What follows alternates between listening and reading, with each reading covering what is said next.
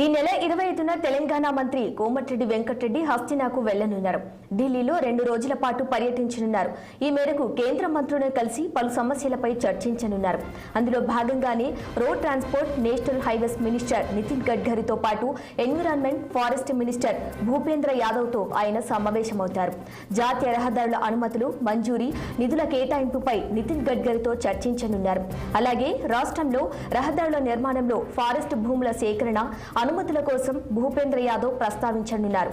కోమటిరెడ్డి వెంకటరెడ్డి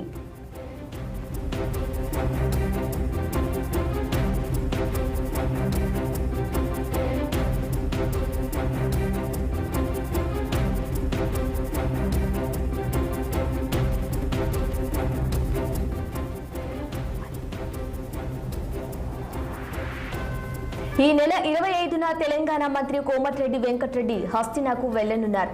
ఢిల్లీలో 2 రోజుల పాటు పర్యటించనున్నారు. ఈ మేరకు కేంద్ర మంత్రులను కలిసి పలు సమస్యలపై చర్చించనున్నారు.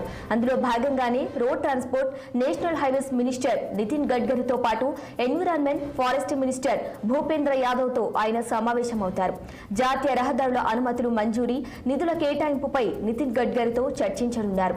అలాగే రాష్ట్రంలో రహదారుల నిర్మాణంలో ఫారెస్ట్ భూముల సేకరణ, అనుమతుల కోసం భూపేంద్ర యాదవ్ ప్రస్తావించనున్నారు.